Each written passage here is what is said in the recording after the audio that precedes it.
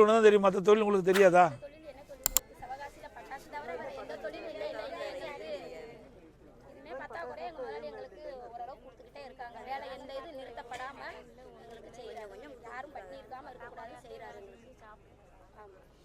அதிமுக ஆட்சியில் அண்ணன் முதலமைச்சராக இருக்கும்போது இந்த உங்களுக்கு வேலை வாய்ப்பு குறைவு இருந்துச்சா?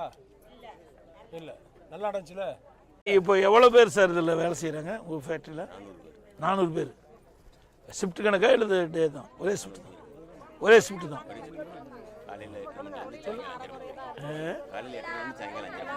காலையில் 8:30லேருந்து சாயந்தரம் 5:30 மணி வரைக்கும்.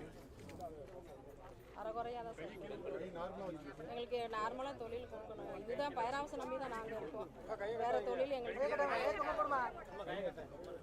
பரவாயில்ல, இங்கே தான் பார்த்து செய்யணும்.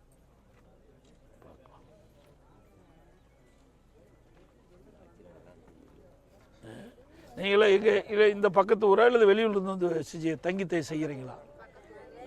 எல்லாம் இந்த எல்லாம் நம்ம மாவட்டத்தால் தான். மாவட்டத்தால் இங்கே உள்ள பக்கத்தில் உள்ள ஆளுங்க. உங்கள் ஆட்சியில் நல்ல தொழில்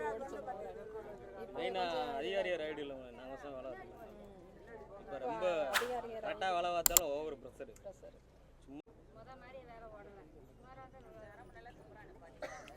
எல்லாத்துக்கும் சொந்த வீடு இல்லை.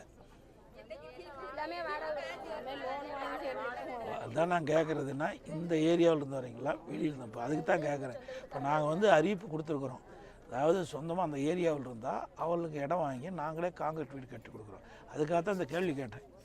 இதாக ஃபியூச்சரில் நாங்கள் செய்கிறதுக்கு, எதிர்காலத்தில் செய்கிறதுக்கு தான் இந்த கேள்வி கேட்டோம்.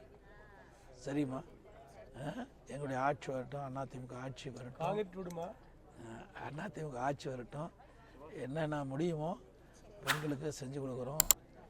முக்கியமாக ஏழைகளுக்கு தேவையான திட்டங்களை கொடுப்பது தான் எங்களுடைய நோக்கம். அதுக்கு தான் புரட்சித் தலைவர் எம்ஜிஆர் அவர்களும் அம்மா அவர்களும் பாடுபட்டாங்க. அதே வழியில் எங்களுடைய ஆட்சி அமைந்த பிறகு இது மாதிரி தொழில் புரிகின்றவர்களுக்கு பாதுகாப்பு, அவர்களுக்கு தொடர்ந்து வேலை கொடுக்கறது, இதையெல்லாம் எங்கள் ஆட்சியில் செயல்படுத்துவோம். இதில் என்னென்ன குறைபாடுகள் இதையெல்லாம் எங்களுடைய ஆட்சி வந்த பிறகு ஒரு ஆய்வு மேற்கொண்டு இதில் எந்தவித ஒரு பாதிப்பும் இல்லாத அளவுக்கு தொழிலும் நடக்க வேணும், அதே நேரத்தில் உங்களுக்கு பாதிப்பும் ஏற்படக்கூடாது அப்படிங்கிறதெல்லாம் கண்டறிஞ்சு அதில் வந்து செயல்படுத்துறதுக்குண்டான முயற்சி நாங்கள் மேற்கொள்வோம். ரைட், சரி, ரைட். உங்களோட ஃபோட்டோ எடுத்துக்கலாம்ல?